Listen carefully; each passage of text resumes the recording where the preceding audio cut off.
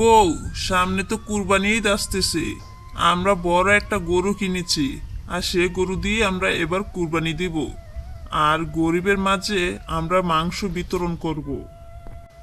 এবার অনেক অসহায় গরিবদের আমরা সাহায্য করব। তুমি ঠিকই বলেছ। আমাদের এই হাসি খুশি সংসারে যেন একটা ফুটফুটে টুনা ছানা চলে আসে, সে দোয়া করো। গরিবের মাঝে যখন দান করবে তখন সবাইকে বলবে আমাদের জন্য যেমন একটু বেশি বেশি দোয়া করে। আমরা চাই হাসি খুশি সংসারটা আরও বেশি হাসি খুশিভাবে গড়ে উঠুক। তুমি আমার পাশে থাকলে চিন্তাই নেই। ঠিকই বলেছ। আমরা যখন কুরবানির মাংস বিতরণ করব তখন সবাইকে বলবো আমাদের জন্য বেশি বেশি দোয়া করতে। আর আমরা এই হাসি খুশি পরিবারটা সব সময় হাসি খুশি ভাবে ধরে রাখতে চাই। তুমি আমার পাশে থেকো সব সময়। আমি কখনোই তোমাকে ছাড়া কোথাও যাব না। তোমার অনুমতি ছাড়া কোনো কাজ করব না। আর সব সময় তোমার পাশে আছি, সুখে দুঃখে বিপদে আপদে।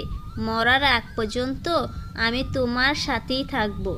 আমি এমন কোনো কিছু করব না যাতে তোমার অসম্মান হয়। আমি লাল শাড়ি পরে তোমার বাড়িতে এসেছি। এখন আমার সাদা শাড়ি পরে কবরস্থানে যাওয়ার পালা, এছাড়া কিছু নেই।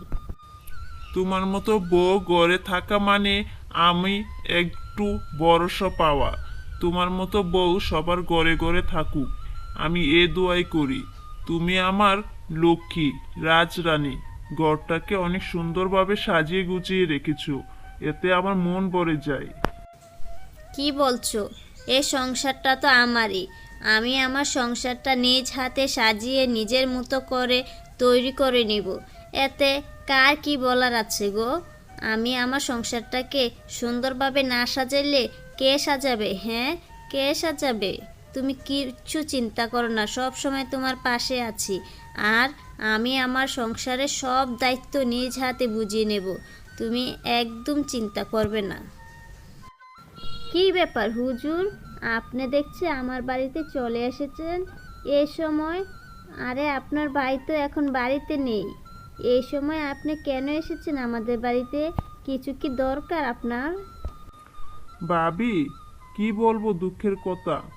আমার না, আজকে যারা খাবার দিয়েছে ওই খাবারগুলো সব পচে গেছে।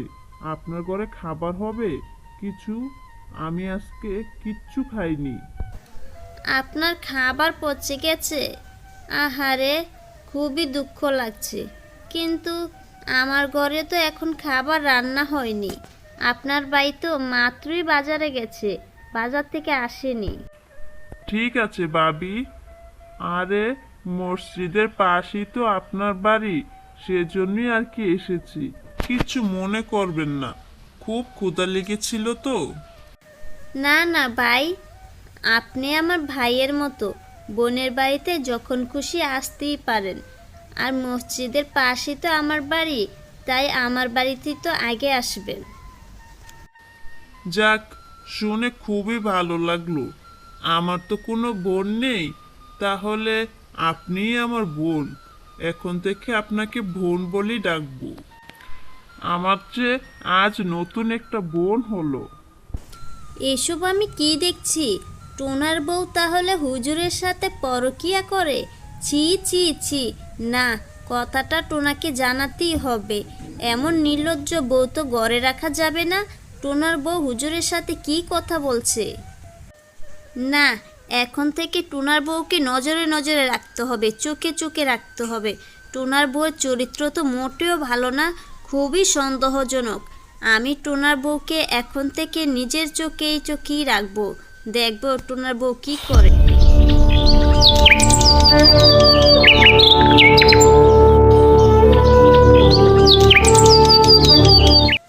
এক মাস পর হুজুরের সাথে টোনার বউয়ের দেখা হয়ে গেল। বোন, দুলাভাইকে দেখছি না, অনেক দিন পর তোমার সাথে দেখা হয়ে গেল। দুলাভাইয়ের নাকি শরীরটা খুব খারাপ, সেজন্য এসেছি খোঁজ নিতে। তুমি কি দুলাভাইকে বলেছো বোন আমি যে তোমাকে বোন হিসেবে ডেকেছি, আর দুলাভাই তো কিছু জানে না, তাই না?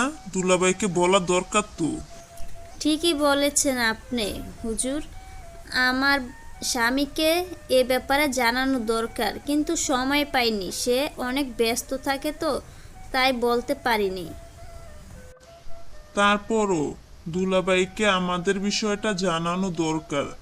আমি তোমাকে নিজের বোনের মতোই দেখি, আর সুখে দুঃখে আমরা একে অপরকে সাহায্য করব। ঠিক আছে ভাই, সামনে তো ঈদ চলে এসেছে। আপনাকে আর বাবিকে আমাদের বাড়িতে ঈদের দাওয়াত রইল। আপনারা কিন্তু আমাদের বাড়িতে আসতে ভুলবেন না। আমিও এজন্যই এসেছিলাম, দুলাভাইকে সাথে নিয়ে তোমরা সবাই ঈদের পরদিন আমাদের বাড়িতে চলে যাবে, আর তোমাদের জন্য আমরা অপেক্ষা করব। ভাই, কিছু মনে করো না, দুঃখ পাইও না। আমরা এই ঈদে যাইতে পারবো না, তবে ঈদের কয়েকদিন পর তোমাদের বাড়িতে যাব। আমরা ঈদের পরদিন গরিব অনেক লোকদের খাওয়াবো। ও, তাহলে টোনার বউ চরিত্র খারাপ, হুজুরের সাথে পরকিয়া করে? দাঁড়াও, লাগাচ্ছি। আরে ভাবি, হঠাৎ কি মনে করে?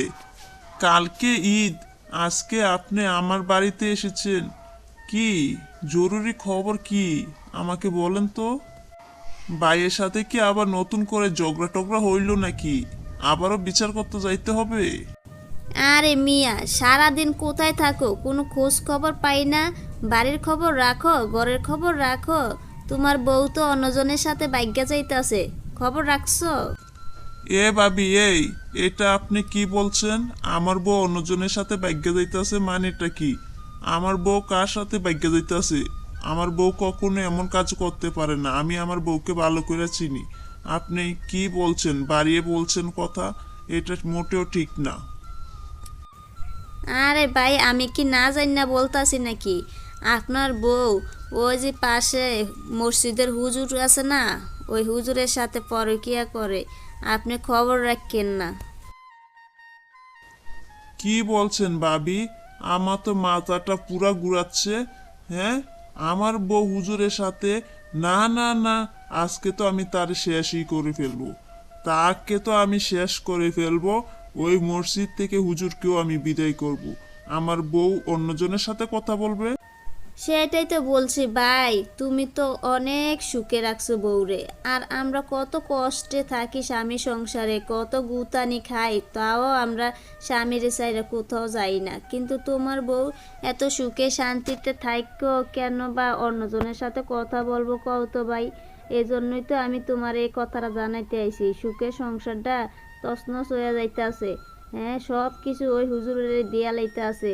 টাকা পয়সা ধন সম্পদ, এমনকি খাবারও রান্না করে খাওয়াই। তোমারে খাওয়াইনি মিয়া, খাওয়াইনি? তোমার বউ কত কি করে ওই হুজুরের জন্য, আর তোমার জন্য কি এত কিছু করে? তুমি তো কোনো খোঁজ খবর রাখো না।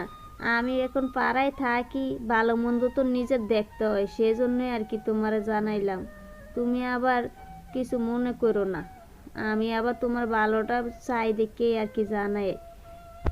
আজকে আমি তার শেষই করে ফেলবো, শেষ করে ফেলবো তারে। তোরে আজকে আমি মাইরাই ফেললাম। তুই হুজুরের সাথে কথা বলবি এত সুখে শান্তিতে থাকা? কি করছো? ব্যথা পাচ্ছি। আমি কোথায় হুজুরের সাথে কথা বললাম? আমাকে কি মেরে ফেলছো নাকি? আমি ব্যথা পাচ্ছি তো। আরে হুজুর তো আমার বোন ডেকেছে, তুমি বিশ্বাস কেন করো না?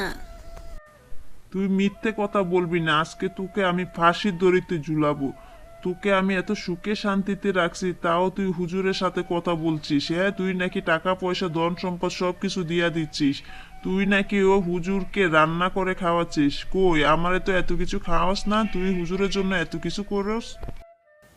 আর আমি কিছুই করি নাই, আমি তো আজকে তোমারে জানাইতে চাইছিলাম, আর তুমি কি করছো? ব্যথা পাচ্ছি। আমি যদি কোনো অপরাধী হয়ে থাকি তাহলে তুমি যা খুশি তাই শাস্তি দাও আমায়।